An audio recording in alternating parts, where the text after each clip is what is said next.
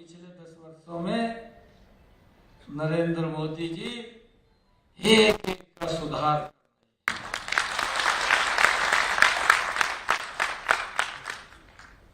अगर हम बात करें, सबसे बड़ी गलती तो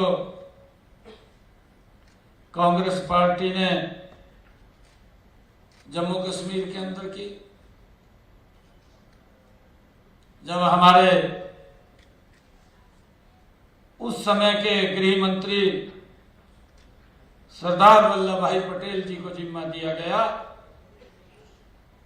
ये सभी रियासतों को एकजुट करना है, अखंड भारत का निर्माण करना है।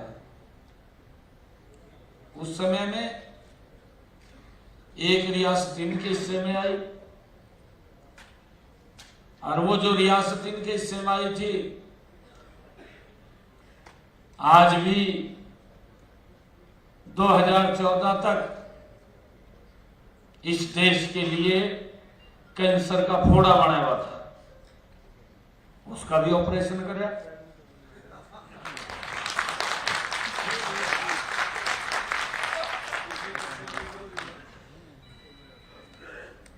ये लोग समस्या को समस्या बना करके, लोगों के अंदर भय पैदा करके, जाति के नाम का, समाज के नाम का, आतंकवाद के नाम का, एक दूसरे को आपस में लड़ाने का भय पैदा करते थे, और भय पैदा करके अपनी कुर्सी को सुरक्षित करते थे। इनका ध्यान देश के विकास की तरफ नहीं था, इनका ध्यान देश की कुर्सी के ऊपर था। कैसे कुर्सी बचे रहे, किसी की भी बलि चढ़ानी हो, वो कांग्रेस से सीख सकते हैं कि कैसे बलि चढ़ाई जाती है, क्योंकि मास्टरमाइंड है, एक्सपर्ट है बलि चढ़ाने में। एक गलती नहीं, मैंने कहा है कि बार बार गलतियां की, समाधान नहीं हुआ, समस्या और समस्या गहरी होती चली गई। लोगों को डरा करके, लोगों को बरगला करके अपनी कुर्सी को सुरक्षित रखते रहे। देश में 55 साल तक इनका ये खेला चलता रहा, और धीरे धीरे करके लोग समझने लगे, और जब समझने लगे तो भाइयों फिर कांग्रेस से पंडा भी छटवाने लगे। आपके सामने है,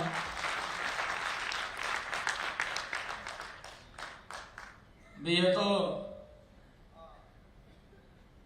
अपना तो कर लेती है, अपने नजदीक के लोगों का करते है, बाकी आम जन का नहीं किसी को। गरीब व्यक्ति इनके समय में गरीब हुआ है इनकी गलत नीतियों के कारण। मोदी जी ने गरीब व्यक्ति को खुशहाल और मजबूत करने का काम गति से 10 वर्षों में किया है। मुझे ध्यान में है, मैंने कहा है कि सबसे पहली तो बड़ी गलती इन्होंने जम्मू कश्मीर की। एक ही रियासत थी, उसी रियासत को ही लेकर के कितना खून खराबा होता रहता था, पूरे देश में भय रहता था। परंतु मोदी जी ने आकर के सबसे पहले वहां से धारा 370 को समाप्त करके अखंड भारत का निर्माण करने का काम किया। ये कांग्रेस की गलती थी, उस गलती का सुधार किया है। ये देश विकास की गति में आगे बढ़े, सबको समान रूप से अधिकार होने चाहिए, सबका समान रूप से विकास होना चाहिए। ये सोच अगर किसी की थी, ये भारतीय जनता पार्टी नरेंद्र मोदी जी की थी। और भाइयों, आप सब जानते हैं दूसरी गलती इनकी थी, आप लोगों को मालूम है दूसरी गलती थी, जो हमारे नॉर्थ ईस्ट के अंदर हम बात करें, 40 सालों से एक बड़ी समस्या वहां पनपी हुई थी। वहां पर बोडो सरकार के साथ संघर्ष करता था, अलग अपना देश की मांग करता था, परंतु कांग्रेस ने उसको बढ़ावा दिया है। कांग्रेस ने उसका समाधान नहीं किया। बोडो का संघर्ष वो सरकार के साथ चलता था। उसमें जब संघर्ष चलता था तो लोकल सरकार है, वहां के सरकार के पुलिस के कर्मचारी मारे जाते थे। जो हमारी आर्मी है, आईटीबीपी है, सीआरपीएफ है, उनके जवान मारे जाते थे। बोडो के लोग भी मारे जाते थे। उसके साथ साथ आम नागरिक भी मारे जाते थे। हर वर्ष हजारों की संख्या में लोग उस आतंकवाद की भेंट चढ़ जाते थे, परंतु समाधान नहीं था। लगातार लोग उस समस्या से जूझ रहे थे। उस समस्या का भी समाधान आकर के अगर किसी ने किया, इस भारत मां के लाल नरेंद्र मोदी जी ने किया है। मुझे खुशी है आज नॉर्थ ईस्ट भी विकास की गति में पूरे भारत के साथ मिलकर के आगे बढ़ रहा है। परंतु ये लोग तो अपनी राजनीति के लिए कि हमारी कुर्सी कैसे सुरक्षित रहे, उसको बचाने के लिए ये लोग भाइयों किस प्रकार से संसाधनों का उपयोग करते थे। मैं आपको बताना चाहता हूं कि कांग्रेस की क्या क्या गलतियां हैं। कांग्रेस ने जनगणना की कांग्रेस ने, और उसमें लगभग जिन्होंने जनगणना की, इसमें जो जातियां शामिल की गई, वो जातियां इस देश के अंदर इन्होंने अपनी वोट बैंक को सुरक्षित करने के लिए इन्होंने जो जनगणना की है, उसमें 8.19 करोड़ जो जनगणना की गई, जब आंकड़े प्रकाशित हुए 8.19 करोड़ गलतियां उसके अंदर की गई। जातियों के अंदर भी सब जातियां बना दी गई। कांग्रेस ने जब जनगणना की, एक जाति के अंदर अगर गोत भी था, उस गोत को भी जाति में लिख दिया, क्योंकि अपना वोट बैंक सुरक्षित करना था। ये एक जनगणना इस प्रकार की गई जिसका देश को नुकसान हुआ है। कांग्रेस ने अपने वोट बैंक के लिए उसको इस्तेमाल किया है, और उसके ऊपर जो ये जनगणना हुई, उस समय के अंदर 4,893 करोड़ 60 लाख रुपए खर्च करे। पैसा खर्च करने में तो माहिर चाहिए। पैसा तो इस तरह खर्च कराते जाओ, पता नहीं क्या कर रहे। एक कहावत है, जब ये काम करे ग्रंथ है, बुजुर्ग बोलते थे, आग खोद्या पहाड़ निकले चूहा। पैसा तो खर्च करते थे पूरा, परंतु रिजल्ट 0। मजे आगे करते थे। कांग्रेस हमारी पड़ी है।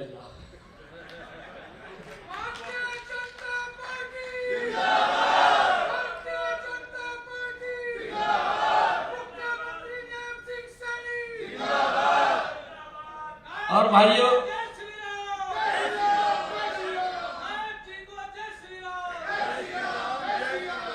अभी कल ही देश के यशस्वी प्रधानमंत्री नरेंद्र मोदी जी ने इसके भी सुधार की एक घोषणा की है। आदरणीय प्रधानमंत्री जी ने कहा कि कांग्रेस ने हमेशा जो काम किए हैं, उस काम को अपना केंद्र बिंदु वोट बैंक रखा है। ये स्पष्ट दिखाई दे रहा है। कल आदरणीय प्रधानमंत्री जी ने घोषणा की कैबिनेट के अंदर की कि हम जनगणना कराएंगे। ये जो गलती कांग्रेस ने की है उसका भी सुधार नरेंद्र मोदी जी करेंगे। सुधार में लगे हुए हैं, कांग्रेस की गलती है। और भाइयों, गलतियां नहीं करती अपने वोट बैंक के लिए पता नहीं क्या हाल करते हैं। 84 के अंदर क्या हाल करे, 84 के जब दंगे हुए अपने वोट बैंक के लिए ही काम किया कांग्रेस ने। और ये कहे कि अहंकार में थी कांग्रेस, बड़े अहंकार में थी, जो कहा हमें इनकी वोट की जरूरत नहीं है।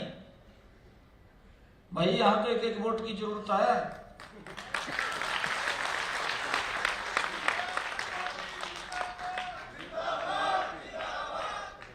जरूरत है नहीं है। हम तो दिन रात एक एक घर में जा नहीं जा, वोट बैंक के लिए जाते हैं, सरकार की नीतियों के लिए जाते हैं, सरकार की योजनाओं का लाभ मिले इसलिए जाते हैं, लोगों को जागरूक करने के लिए जाते हैं। 84 के अंदर क्या कत्लेआम किया, एक वोट बैंक को अपने को सुरक्षित करने के लिए। अरे एक वर्ग को ही दांव पर लगा दिया। ये कांग्रेस की कितनी गलत नीति है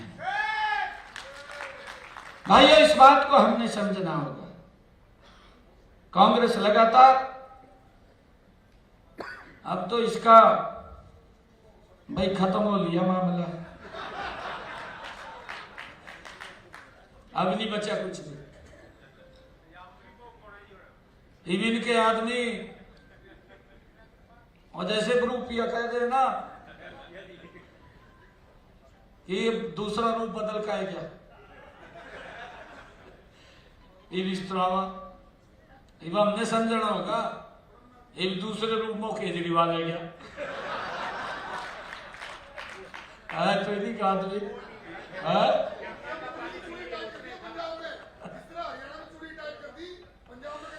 हो जाएगी, आप लोगों ने करनी है ना, आप लोगों ने करनी है। और ये कांग्रेस जो इंडी गठबंधन है, मैं देख रहा था, मैं आपको बताना चाहता हूं, राहुल गांधी ने जो ही कल कैबिनेट की बैठक हुई, प्रेस के सामने आके बैठ गया, कहा जी ये तो हमने कहा था अभी जाति जनगणना करावांगे, हमने कहा गया था। हमारे मीडिया के साथी खड़े हैं यहां, मैं कुछ बात बोलना चाह रहा हूं। अगर राहुल गांधी इसको सुने, राहुल गांधी को सुननी चाहिए, जो वो कल चौड़ा होकर प्रेस के सामने बैठ गया, कहा जी हमने कहा था। राहुल गांधी को शायद याद होगा 2010 में तत्कालीन प्रधानमंत्री दिवंगत डॉक्टर मनमोहन सिंह ने लोकसभा में आश्वासन दिया था कि जाति जनगणना पर कैबिनेट में विचार किया जाएगा। यह डॉक्टर मनमोहन सिंह का बयान था लोकसभा के फ्लोर ऑफ द हाउस।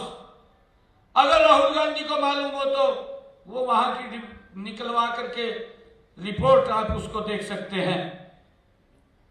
तत्पश्चात एक मंत्रिमंडल समूह का भी गठन किया गया था कि इस जाति जनगणना के लिए एक मंत्रिमंडल समूह का भी गठन किया गया था, जिसमें अधिकांश राजनीतिक दलों ने जाति आधारित जनगणना की अपनी स्तुति दी थी। उन्होंने उसका सपोर्ट किया था, ये करनी चाहिए, भी कर दे। इस समूह में शामिल केंद्रीय गृह मंत्री उस समय के, शायद राहुल गांधी को नहीं याद होगा, क्योंकि मैंने कहा है कि इन्होंने सिस्टम को खराब करके रखा। अपनी बात तो याद नहीं रहती इनके, ये तो खाली झूठ बोलने का काम करते हैं। उस समय के गृह मंत्री कांग्रेस सरकार के पी चिदंबरम ने 2011 की जनगणना में जाति को शामिल करने का विरोध किया था। ये जो बात कह रहे हैं कि हमने इस बात का समर्थन किया था, परंतु किस प्रकार की जनगणना की गई मैंने आप लोगों के सामने बताया है कि इस प्रकार की जनगणना इनके समय के अंदर हुई थी, जिसके अंदर जातियों में जो गोत है, गोत को भी जातियों में लिखा गया था और उसने इसका विरोध किया और कहा, ये पी चिदंबरम के बयान है जो मैं आपको बता रहा हूं। उन्होंने कहा कि जातियों की गिनती जनगणना में नहीं बल्कि अलग से कराई जाएगी। कर दिया, कहां कराई गई? अरे ये कह रहे, कहा राहुल भी कहता फिर एकदम बैठ गया प्रेस के अंदर जाएगा चौड़ो का, कहा जी हमने कहा था, कहा भाई तुमने कहा था, तुमने कराई क्यों नहीं है? 55 साल हो गए, इसके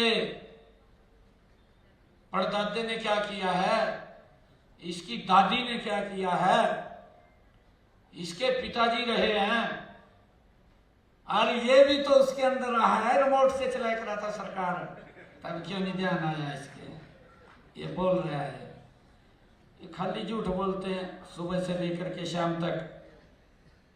और मैं तो धन्यवाद करता हूं देश के यशस्वी प्रधानमंत्री नरेंद्र मोदी जी को इस ऐतिहासिक निर्णय के लिए, जो कल उन्होंने अपनी कैबिनेट की बैठक में ऐतिहासिक निर्णय लिया कि हम जाति जनगणना कराएंगे। मैं आदरणीय प्रधानमंत्री जी का दिल से धन्यवाद करता हूं, उनको हार्दिक बधाई देता हूं, उनको साधुवाद देता हूं और मुझे ये भी विश्वास है कि इसका भी बड़ा समाधान ठीक प्रकार का निकलेगा, जिससे हर वर्ग को, हर व्यक्ति को इसका लाभ मिलेगा। मैं आदरणीय प्रधानमंत्री जी को बहुत बहुत बधाई देता हूं। और मित्रों, चाहे जनगणना की बात हो और चाहे मैंने जम्मू कश्मीर के अंदर की बात बताई, चाहे नॉर्थ ईस्ट की बात बताई, चाहे विकास की बात ले लीजिए, भाई 55 साल थोड़े तो नहीं होते। 55 साल 60 साल में तो सरकार रिटायरमेंट कर दे व्यक्ति नो, कर दे नहीं करते हैं, रिटायर कर देती है। ये तो रिटायर नहीं हुए, देश के लोगों ने रिटायर कर दिया, अभी हम अपने घर आ जाओ, खड़ा कुछ काम नहीं है। ईवोर नहीं कुछ फंसा, कांग्रेस ने आज तक जीते जी भी, जब भारत रत्न बाबा भीमराव अंबेडकर जी जिंदा थे, जो इस संविधान समझौता कमेटी के अध्यक्ष थे, जिन्होंने इस पवित्र संविधान को लिखा, उस कमेटी के माननीय अध्यक्ष थे और वो जिंदा थे। कांग्रेस पार्टी ने बाबा साहब के जीता रहते हुए कभी भी उसका सम्मान नहीं किया, मरने के बाद भी उसको जीते जी भी अपमान करने का काम कांग्रेस ने बाबा साहब का किया है और उनके मरणोपरांत भी बाबा साहब का लगातार कांग्रेस अपमान कर रही है। आप सबको मालूम है, आप सबको मालूम है, किसी भी संवैधानिक संस्था का कांग्रेस ने आज तक सम्मान नहीं किया है। ये तो राज्य फिर बेचारे आज भी कहा हमें प्रधानमंत्री आए, थारा तो मगा उतर लिया काम नहीं नहीं आते हैं।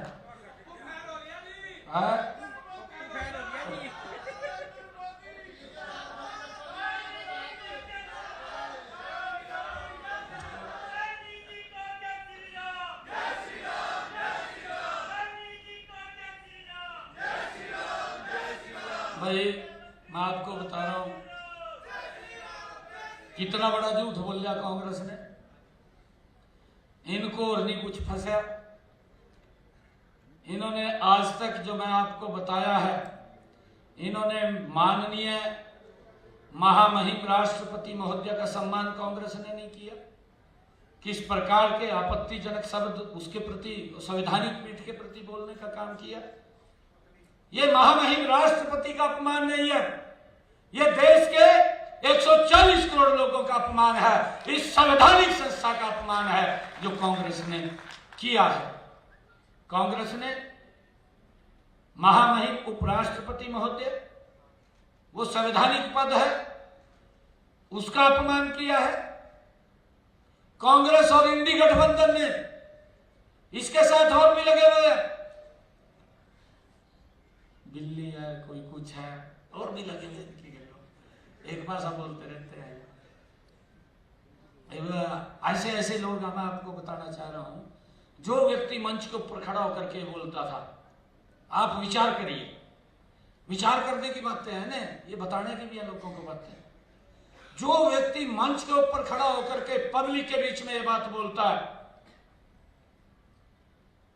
कि सोनिया गांधी भ्रष्टाचार में लिप्त है और अगर इसकी ईडी से जांच कराई जाए, ये मोदी जी जांच नहीं करा रहे हैं तो ये तिहाड़ जेल में चली जाएगी, कहा नहीं कहा? ये तो उन्हीं के शब्द, मेरे तो शब्द नहीं है। अरे क्या है, जो आदमी जिसनु भ्रष्टाचारी कह रहा, पार्टी नु, जिस पार्टी नु भ्रष्टाचारी कह रहा, उसकी गेल जाकर समझौता कर लिया।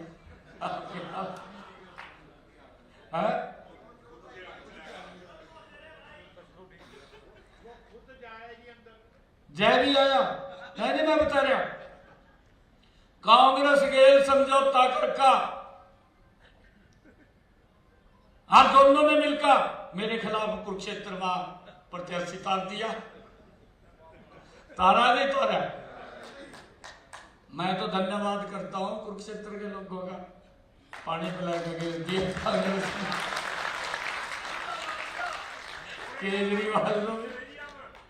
केजरीवाल ने भी और कांग्रेस ने भी, जो एक दूसरे को गाली दे, बता भाई दोनों मिल रहे, क्यों मिल रहे भाई? तेरे ऊपर कौन सा दबाव है? कोई दबाव है इनके ऊपर, पर दबाव तो इस बात का है भाई मोदी बैठे है जा ऊपर और वो नहीं खाने देता, इन्होंने ने खाए तो लिया, पेट में भी पह लिया, मोदी कह रहा बाहर काट।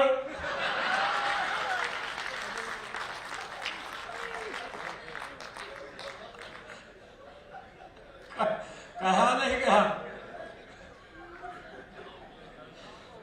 जेल में चला गया, आपके सामने है, गया नहीं गया। भाइयों, अब आदरणीय प्रधानमंत्री जी ने जो डॉक्टर साहब का कांग्रेस ने अपमान किया, इंडी गठबंधन ने अपमान किया, आदरणीय नरेंद्र मोदी जी ने भारत रत्न बाबा साहेब भीमराव अंबेडकर जी के 5 सालों को, जहां वो रह करके शिक्षा दीक्षा या जहां उनका अंतिम सांस उन्होंने लिया, हर शान को एक तीर्थ के रूप में विकसित करने का काम नरेंद्र मोदी जी ने किया है, उसको सम्मान देने का काम नरेंद्र मोदी जी ने किया है। और संविधान के 75 साल पूरे हुए। आदरणीय प्रधानमंत्री जी ने कहा कि हमने संविधान गौरव दिवस के रूप में हम इस वर्ष को मनाएंगे। भाइयों, आदरणीय प्रधानमंत्री जी ने हर व्यक्ति का, देश के 140 करोड़ लोगों का सम्मान बढ़ाने का काम पिछले 10 वर्षों में किया है। और उसमें कांग्रेस वाले भी हैं, उनका भी तो सम्मान बढ़ा है। ये बात के सामने है, कांग्रेस का प्रधानमंत्री चला गया बाहर, जेब पकड़ ली उसकी, कहा कुछ लेकर तो दिया। आपको मालूम है, मैं झूठ नहीं बोल रहा, कभी मालूम है ना, मैं झूठ नहीं बोल रहा, जेब पकड़ ली थी। अरे स्थिति क्या है, ये कांग्रेस का भी तो सम्मान है, इसमें का नहीं। यही अगर कोई भी जाए, कोई भी अगर किसी देश में जाए, ये बात कहते हैं, जब यूं पता लग जाए भारत से आया, न्यू नहीं कहते अभी भारत से आया, यूं कहे मोदी का आदमी आएगा।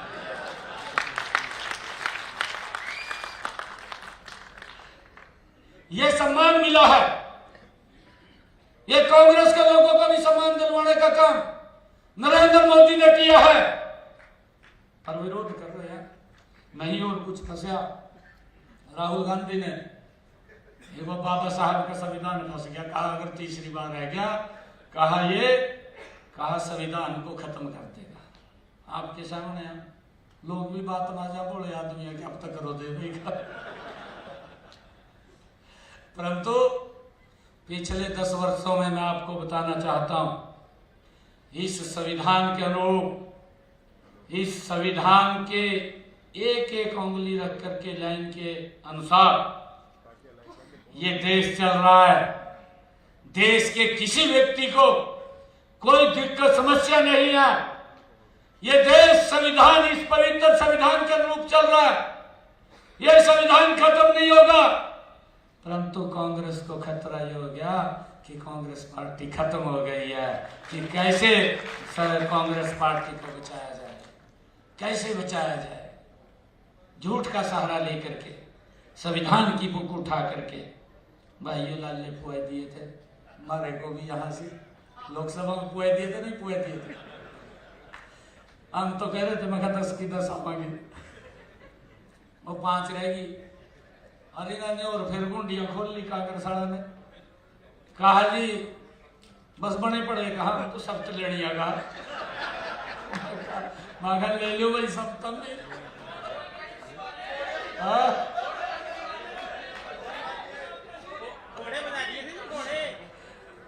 घोड़े भी आए थे।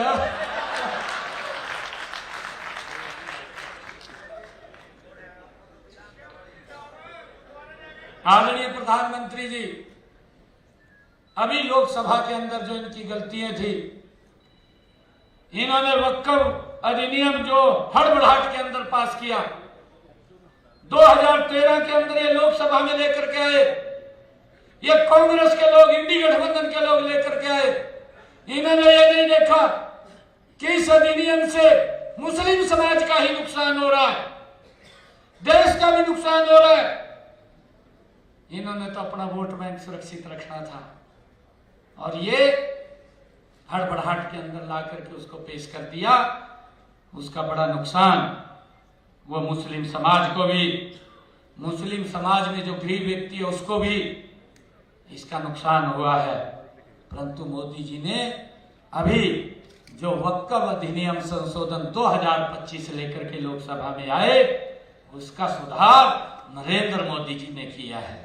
मुझे खुशी है, मैं माननीय प्रधानमंत्री नरेंद्र मोदी जी के जो उनके दिशा निर्देश में ये वक्फ कानून की कमियों को दूर करने के लिए इसमें उन्होंने संशोधन किया है। मैं इसके लिए आदरणीय प्रधानमंत्री जी का दिल से धन्यवाद करता हूं, आप सबको बहुत बहुत साधुवाद देता हूं। माननीय प्रधानमंत्री जी की जो सोच, माननीय प्रधानमंत्री जी ने जो इस दिशा के अंदर जिस सोच के आधार के ऊपर ये काम किया है, यह अधिनियम सबका साथ, सबका विकास, सबका विश्वास और सबके प्रयास के विजन को साकार करने की दिशा में एक महत्वपूर्ण कदम है। आदरणीय मोदी जी ने जो ये काम किया है, मैं माननीय प्रधानमंत्री जी के इन प्रयासों का, यह अब कानून जो हमारे गरीब मुस्लिम समाज के लोग हैं, जो असहाय व्यक्ति हैं, ऐसे लोगों के लिए ये कानून राहत प्रदान करेगा। इससे बने हुए नियमों से वक्फ प्रबंधन में पारदर्शिता बढ़ेगी और संपत्ति के मनमाने अधिग्रहण के ऊपर भी रोक लगेगी। पहले ये 2014 से पहले जो वक्फ बोर्ड था, जिसके ऊपर हमारे चेयरमैन साहब ने भी, रईस शाह जी ने हमारे इसके ऊपर बात रखी है कि यह वक्फ बोर्ड ताकतवर लोग इसको एक हथियार के रूप में इस्तेमाल करते थे। अब जो सुधार हुए हैं, जो माननीय प्रधानमंत्री जी ने इसमें सुधार किए हैं, कांग्रेस की गलतियों का सुधार किया है और जनहित के कामों को बढ़ावा देने की दिशा में एक ठोस कदम आदरणीय प्रधानमंत्री जी ने उठाया है और जो इसके माध्यम से भ्रष्टाचार और अनियमितताओं को समाप्त कर दिया है। अब वक्फ संपत्तियों का उपयोग गरीब, महिला और समाज के वंचित वर्गों के कल्याण के लिए ये उपयोग किया जाएगा। अब मुस्लिम समाज के अंदर जो गरीब है, जो महिला है और जो वंचित है, ऐसे वर्ग के लिए इन संपत्तियों का उपयोग किया जाएगा ताकि उनको भी आगे बढ़ाया जा सके। यह अधिनियम हमारे जो कमजोर वर्गों को एक नया जीवन देने का काम ये वक्फ अधिनियम 2025 ये जो अमेंडमेंट किया है, इसके माध्यम से उन लोगों को इसका लाभ मिलेगा। मुझे खुशी है कि ये जो इस अमेंडमेंट आया है, जो ये अधिनियम पास हुआ है, इससे बोहरा, अहमदिया और पसमानदा मुसलमानों के अधिकारों की सुरक्षा ये वक्फ अधिनियम करेगा। इससे आदिवासियों के अधिकारों की भी सुरक्षा होगी। यही नहीं, पुरातत्व विभाग द्वारा सुरक्षित स्मारक अब वक्फ के दायरे से बाहर होंगे। ये भी इसमें प्रावधान किए गए हैं। इससे महिलाओं के अधिकारों की सुरक्षा होगी, क्योंकि नए कानूनों में महिलाओं को पुरुषों के समान अधिकार दिए गए हैं, क्योंकि पहले महिलाओं को इसमें अधिकार नहीं थे, अब इसके अंदर अधिकार दिए गए हैं। अब वक्फ बोर्ड में भागीदारी दी गई है, महिलाओं को भी वक्फ बोर्ड के अंदर भागीदारी दी गई है, साथ ही वक्फ संपत्ति में उसका अधिकार भी सुनिश्चित किया गया है। ये भी इसके अंदर प्रावधान किया गया है। और इसमें इस वक्फ अधिनियम के अंदर जो विडोज महिलाएं हैं, तलाकशुदा महिलाएं हैं और अनाथों, जिनके माँ बाप ऑर्फन्स हैं, जिनके माँ बाप नहीं रहते, चले जाते हैं, उनको अनाथों के भरण पोषण को भी इस अधिनियम के अंदर शामिल किया गया है, ताकि उनको भी इसके माध्यम से लाभ मिल सके और वो भी इसके अंदर आकर के लाभ उठा सके। नए कानून के जमीन जो माफिया थे, इस नए कानून के बनने से जो जमीन माफिया थे, भ्रष्टाचारियों और तुष्टीकरण की राजनीति करने वालों में जब ये अधिनियम आया तो एक बड़ा उनके अंदर हड़कंप मच गया। कहा भाई ये क्या कर दिया, मोदी जी ने ये क्या कर दिया। मोदी जी ने तो उनकी दुकानदारी बंद कर दी, ये उनको तो पीड़ा होनी थी। जो गरीब व्यक्ति है, जो मेहनत करता है, मेहनत करके अपने परिवार का जीवन बसर करता है, उसको तो मालूम ही नहीं था इसका लाभ हमें मिलता। कुछ लोगों को, चंद लोग ही थे, उन लोगों को ही इसका लाभ मिलता था। अब गरीब लोगों को भी इसका लाभ मिलना शुरू हो जाएगा। वक्फ बोर्ड की बड़ी संपत्तियों का लाभ कांग्रेस के समय में भ्रष्ट लोगों के बीच में बंट जाता था, बांट लेते थे बैठ करके, गरीब व्यक्ति तक नहीं पहुंचता था। वो तो खाली वोट बैंक के लिए इनको इस्तेमाल करते थे कि वोट दे दें, डरा देते थे भी भाई बीजेपी आएगी वो खा जाएगी, कांग्रेस लो खाएगी। आपके सामने है, कांग्रेस कहाँ बची? दिल्ली के अंदर भी नॉट आउट, तीसरी बार खाता नहीं खुला, 0 आउट होगी या नहीं होगी? और हरियाणा में स्थानीय निकाय के चुनाव हुए, 0 पे आउट होगी, खाता ही नहीं खुला। हरियाणा प्रदेश के लोगों ने भी नकार दिया। तो कहां पे कांग्रेस पार्टी है? कांग्रेस की नीति गलत रही है और कांग्रेस लगातार झूठ फैला करके, झूठ बोल करके, लोगों को बरगला करके वो अपना वोट बैंक सुरक्षित करती रही है। इसके माध्यम से जो ये वक्फ बिल आया है, जो हमारा वक्फ ट्रिब्यूनल के आदेशों के खिलाफ उच्च न्यायालय में अगर किसी को कोई आपत्ति हो, इसके माध्यम से 90 दिनों के भीतर अपील करने का भी प्रावधान है कि अगर किसी के साथ कोई अन्याय हो रहा है तो वो न्यायालय के अंदर भी अपील कर सकता है। इसका भी प्रावधान इसमें किया गया है। इससे न्यायिक प्रक्रिया में पारदर्शिता और न्याय संगतता वो बढ़ेगी। इसका लाभ गरीब व्यक्ति को मिलेगा। अगर किसी को लाभ नहीं मिल रहा, ये पहले तो बड़े बड़े आदमी बांट कर खा जाते थे इसको, पर अब तो बांटना बंद हो गया ना उनका। जब दुकानदारी बंद होगी तो जो कहेंगे भी गलत हो गया। अगर किसी गरीब व्यक्ति को, किसी गरीब मुस्लिम समाज के व्यक्ति को लाभ नहीं मिला तो कोर्ट में जाकर के अपना लाभ ले सकता है। ये प्रावधान इसके अंदर किया है, उसको मिल सकता है। वक्फ संपत्तियों के सर्वेक्षण की जिम्मेवारी कलेक्टर या उसके द्वारा नामित डिप्टी कलेक्टर स्तर के अधिकारियों को सौंपी गई है।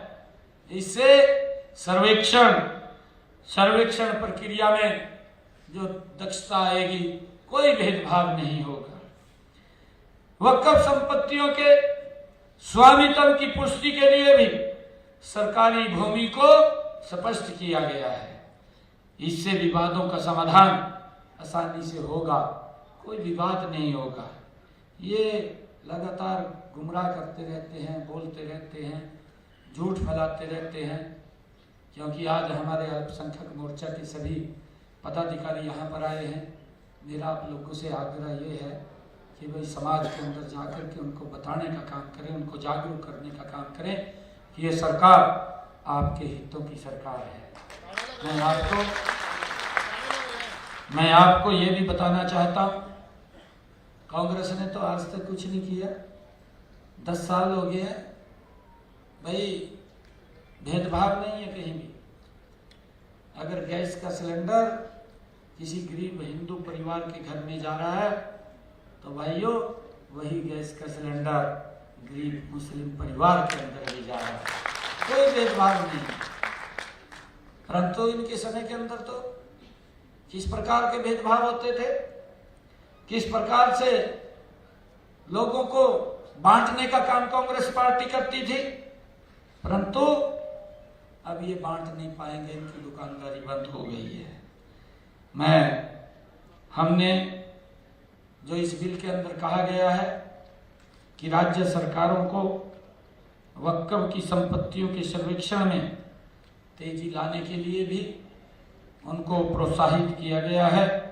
इससे संपत्तियों की पहचान और उनके प्रबंधन में सुधार होगा। नहीं तो कई बार तो अभी भी नहीं पता है कहाँ वक्फ की लैंड पड़ी है, उसी का ध्यान नहीं है। ध्यान भी कैसे हो, कईया ने तो अपनी कोठियां बना ली वक्फ की जमीन में। ये गरीब आदमी को कहाँ मिलेगा, और 5-4 किले उसमें ये रखे, ये भी पता लगेगा। ये उनको तो पीड़ा होगी भी, तन्ने भाई 5 किले में कोठी बना रखी है, कनाल में भी बन जा, तो कनाल में बना लिए, बाकी तो उसके नाम कर दे। ये पीड़ा तो वो है, पीड़ा और कोई नहीं है। आप सबका मैं दिल से धन्यवाद करता हूँ कि आप लोग आज इस वक्फ संशोधन अधिनियम 2025 के इस कार्यक्रम में आप लोग आए हैं। मैं आप सबका दिल से धन्यवाद करता हूँ और आप लोगों से पुनः अपील करता हूँ कि आदरणीय मोदी जी ने जो ये वक्फ बिल लेकर के आए हैं, ये देश के हित में है, समाज के हित में है और हर व्यक्ति को इसका लाभ मिले, गरीब व्यक्ति को भी इसका लाभ मिले, इसको हित में ध्यान में रखते हुए ये बिल वो लेकर के आए हैं।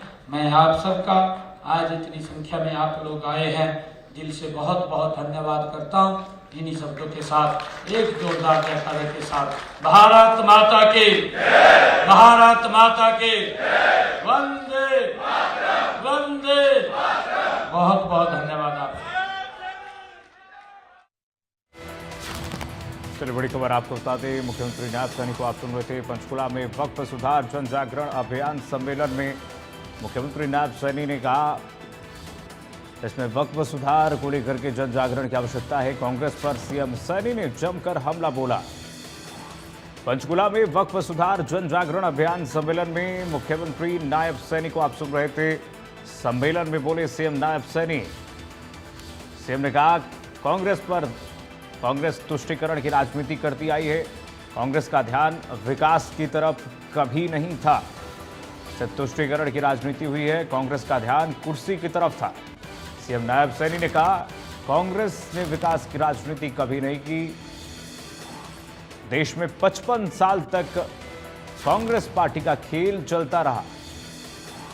देश में 55 साल तक इनका खेल चलता रहा। सीएम नायब सैनी को आप